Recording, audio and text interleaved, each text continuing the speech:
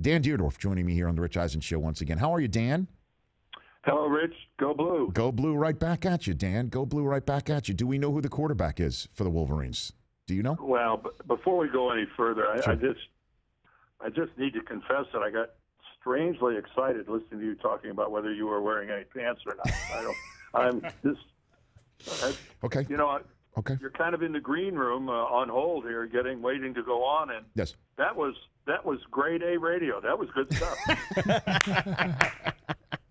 Well, thank you, Dan. I appreciate that. But, sometimes it can get hot in the booth. It can get hot on the studio. And, sometimes you just don't want to wear the suit pants. That's all I'm saying. Sometimes Yeah, the quarterback situation, everybody wants to know. Jim Harbaugh isn't telling anybody. Now, I know who it's going to be, but I can't say because that would be violating a confidence, and I don't want Harbaugh chasing me around Michigan Stadium. I don't move as well as I used to. Okay. So we'll eventually find that out. Now, Hawaii's coach said that he reached out to Michigan for some practice tapes, some scrimmage tapes, because Michigan hasn't played a game yet, and Michigan has the advantage of having game film from Hawaii because they've already played a game. And Hawaii's coach said that Michigan rejected this request. Jim Harbaugh on his local radio show this week said he knew of no such request, that this was all news to him. Where do you stand on this issue, Dan? Well, the Hawaii coach had to do a little backtracking afterwards, and he told the press corps there in Honolulu that I was really just making a joke. They never did make a formal request. So Jim Harbaugh was telling the truth. He really did not know of a request that came from the Hawaii coaching staff. And they played a game, so that's out there for anyone to consume. And Jim Harbaugh keeps things under wraps. Sometimes I think he wears that wristband that says WWBD. What would Bill do? As in Bill Belichick. And he's about the same way with information. That B doesn't stand for Bo? No, I think when it comes to communicating with the media, it stands for Bill. But is that a normal request, though, that a coach would make of another coach to say, hey, you don't have any we don't have any game film on you, but you have on us because of what's already been playing? Does that sound Right. Does that sound to you something like that would Well, happen? Would Michigan have been?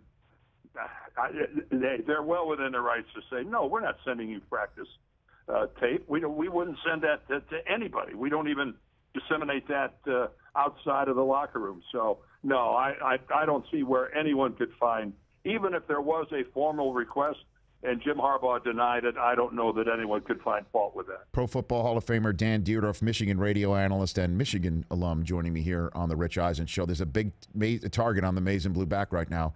And everybody also thinks that this is the year already. Where do you stand on this Michigan team going into their home opener against Hawaii, ranked 7th overall, and a chance to maybe win it all? Dan? Well, Rich, you follow these guys really closely. This is going to be the most athletic team that Michigan's put on the field in probably the last 10 years. I think we'd have to go back to the last couple of years of Lloyd Carr when he had people like Mike Hart and Chad Henne and Jake Long and people like that. It's been a long dry spell. This freshman class is extraordinarily gifted. Obviously, they're still freshmen, so who knows how well they'll perform. But they've pushed the upperclassmen that are still here, and they learned so much last year. But I just think people are getting a little carried away when they start talking about Final Four and playing for a national championship. This is a team that doesn't have a quarterback, a proven quarterback, so the guy's going to have to grow into the job.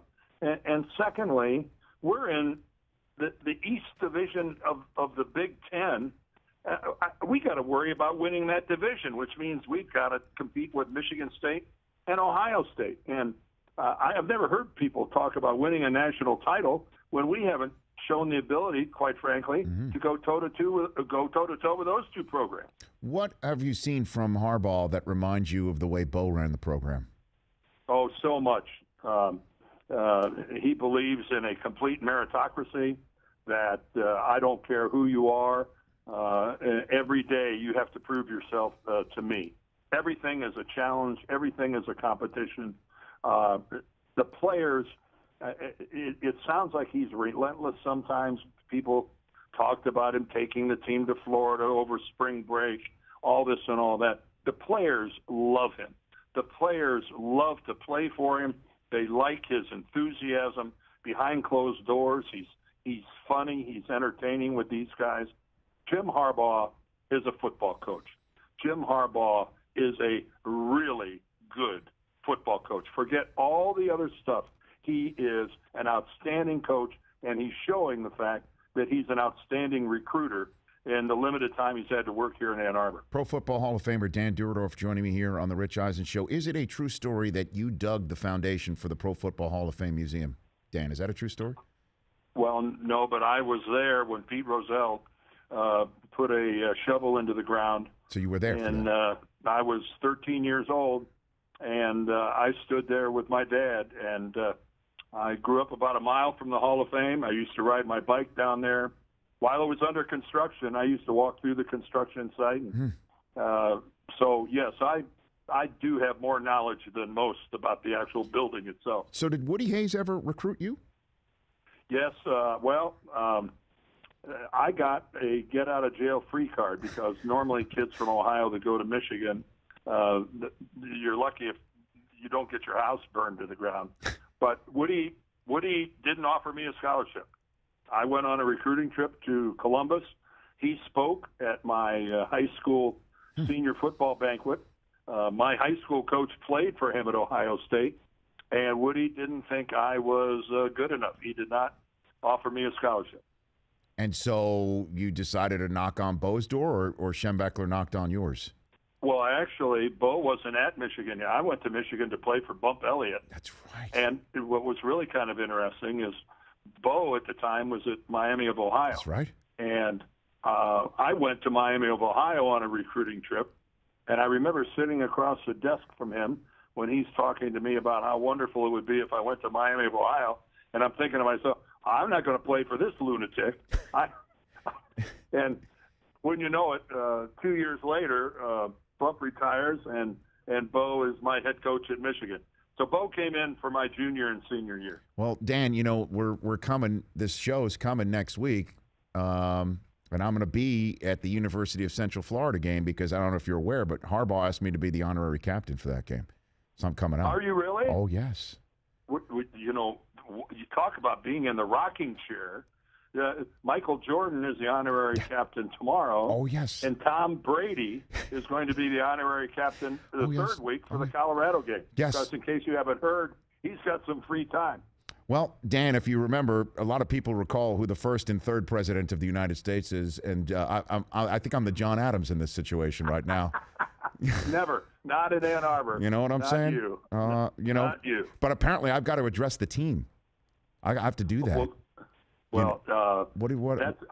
I've done it before, and it can be a little intimidating. Yeah, so do you have any suggestions for me? Oh, well, Rich, why don't you take them out?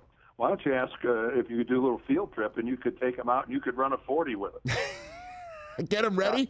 No, I don't want to gas them. I don't want to gas them before Central Florida. I can't do that, Dan. You know what I'm saying? Yeah, but every one of those kids would love to play in the NFL. They'd love to know if you have any combine tips on how to survive that whole experience. And then talk about the team after that. Yes. Okay. Hey, Rich, you're a Michigan man. It'll come to you. You'll be just fine. That's quite an honor, by the way. Yeah, I know. If he asked you to speak to the team, I'm honored. You know, we're joking about it, but that is a big deal. I know. Trust me about it. I'm staring at the ceiling every now and then, wondering what's going on.